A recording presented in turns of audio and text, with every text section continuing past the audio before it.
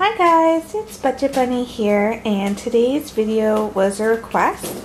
I guess I mentioned that I make my own dog food, so I believe it was George Pet Lover who requested seeing how I prepare the dog food and what I put in it.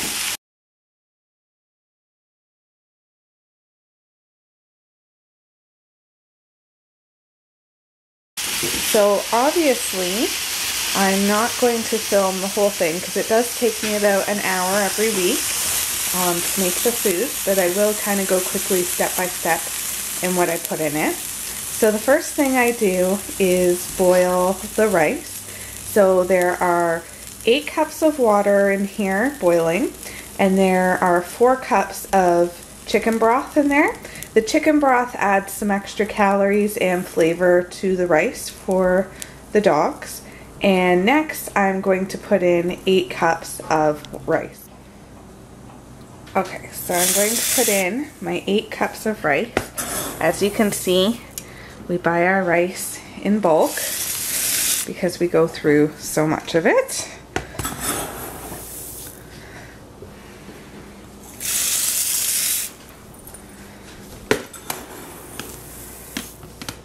Hi Callie, you're so nosy.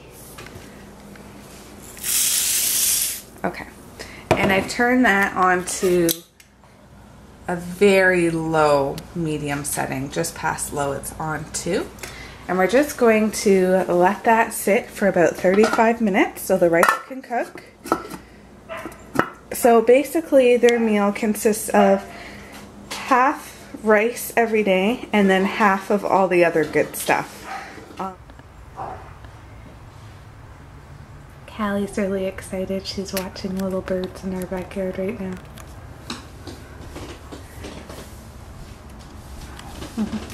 Can't get them, baby. Where are the birdies? Oh, I see them in the back. Yeah. They're all the way in the back. There he is. Just a little itty bitty birdie. So the next thing I'm going to start cooking are yams and potatoes. Now normally if I get really good sized potatoes I'll only use maybe 6 or 7, but because unfortunately this batch is fairly small, I've used about 14 here, but yams were really good this time, so I've only gotten 3 because that'll be more than enough and it'll kind of make up for the smaller potatoes. Now I do leave the skin on with the yams and potatoes because it is really healthy for people and for dogs, but I do just cut off kind of the grouty parts, and then I just give them a quick wash, chop them up into big sections, and then get them boiling on the stove. So the potatoes and yams are all chopped up. They're in a big pot of water, and we're just going to wait for them to boil and cook. I always start with the potatoes and the yams because those take the longest to cook out of everything else. So normally I start with those, get everything else cooked up in the meantime, and then add them in last. Okay, so now you can really hear the potatoes and yams boiling away. They've been boiling for a while now. The rice is finished, so now I'm going to start on the rest of the food. So next up is cooking the oatmeal. I do 6 cups of water with probably about 4 cups of oatmeal. I apologize, I don't actually measure it anymore. I just dump it in and I know, you know, kind of what is enough. But I have to wait for the water to boil, and unfortunately I broke the lid on this pot. You'll kind of notice I'm using kind of scuzzy looking pots. It's because for the dog food I just use like the biggest pots I have, and some of them are really old that my mom's kind of passed down to me for this specific purpose. So we'll wait until the oatmeal is done and then we'll start the next thing. So while I'm waiting for the water to boil for the oatmeal, I might as well put in the ingredients that I don't have to cook. So this is Nordic 2% cottage cheese, and I just put in a container this. While I was waiting, I also cleaned out the container, or the big pot that I keep all of the dog food in. So this is it here. That's lovely. You can see my pajamas in this. And I also put in half a bag of mixed vegetables. This bag came from Walmart, but you can get mixed vegetables anywhere. I don't actually cook up the mixed vegetables because everything else that goes in here is going to be hot and it'll thaw it for us. Okay, so next I cook up the beans. I'm just going to wait for them to boil, drain most of the excess liquid, and then I'm going to mash them up. The reason I mash them up is because I find that my dogs get so excited over their food and they eat so fast that they don't usually chew and digest it, so they're not getting the nutrients and the protein that I'm hoping they're going to get. So instead what I do is mash it up.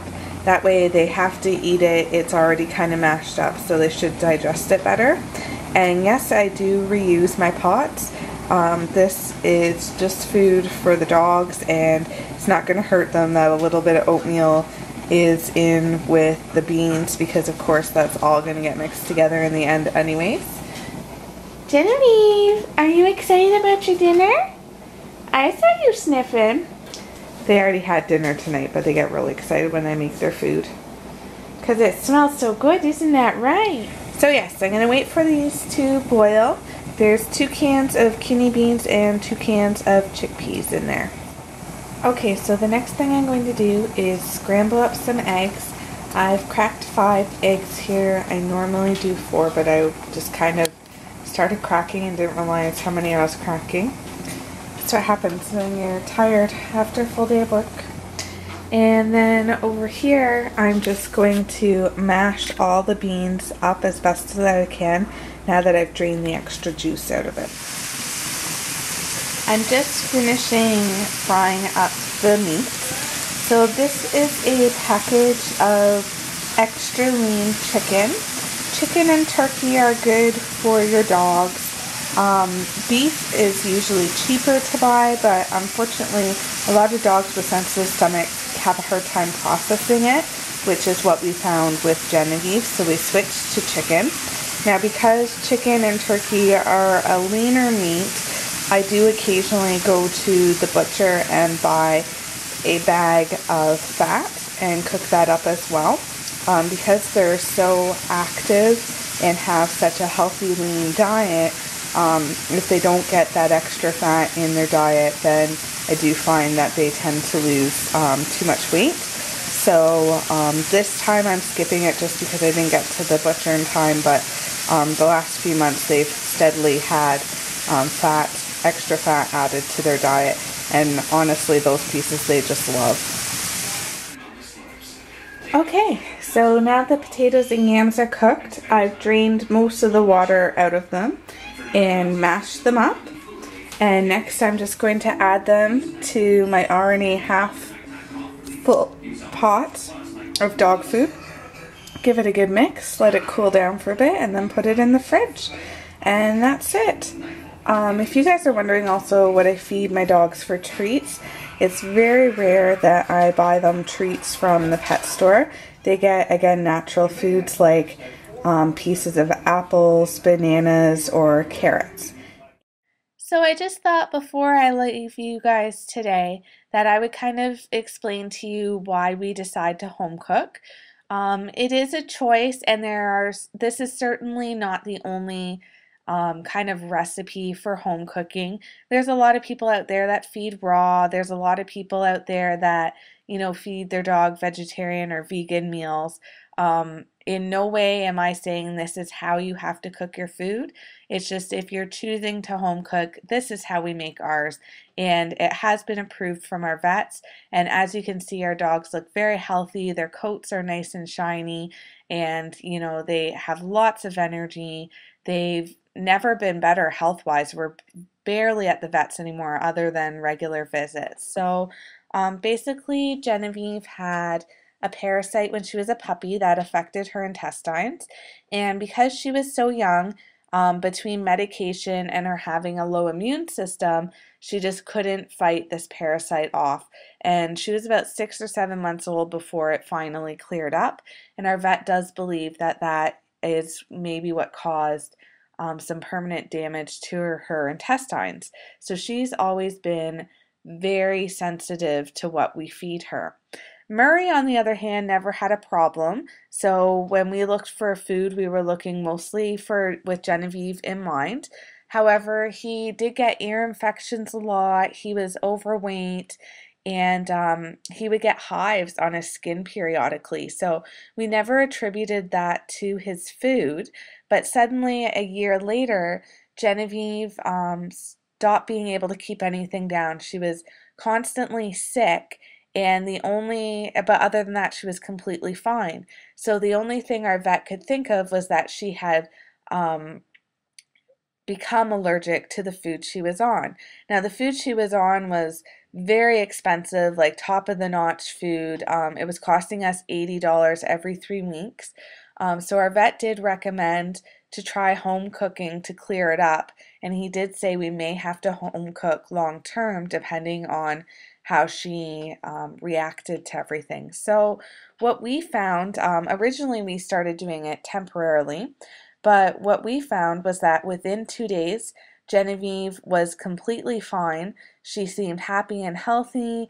Everything was back to normal. And not only that, but Murray started to lose weight. Instead of being, we always called him Old Man Murs when he was a puppy because he was really lazy and kind of lethargic. And at the dog park, he would just sit in the grass and chew on a stick. He never wanted to play, which is obviously the complete opposite for him now, which is awesome. But we also noticed the ear infection stopped, the hives stopped. So we actually believe, because we find that he gets these symptoms again when he has wheat. So he seems to be allergic to wheat, and Genevieve just has a really sensitive stomach. So that's why we decided to home cook, and we've kept with home cooking because not only is it cheaper, but they seem to be much healthier on it. So again, home cooking is an option and a choice. And really, ideally, I would love to just be able to buy a bag of food at the store. It is a lot of work. It's an hour every week, every 5 to 7 days, and although that doesn't sound like a lot, it is when you have a bit busy schedule and you work all day. And so occasionally we'll spend 6 or 7 hours just cooking all day long, and then we'll freeze it in portions for them. But that is why we home cook, and I hope you guys find this video useful. Like I said, everything that goes into our food is recommended by our vet. When I told her the variety of what goes in there, they were more than happy, and clearly, as you see, our dogs are really healthy and happy. So anyways, I will talk to you guys later, and thanks for watching. Bye! He's camera shy. That's what I was thinking. Murray, what are you doing? Sleepy bud, all curled up. You look like such an old lady, Murray.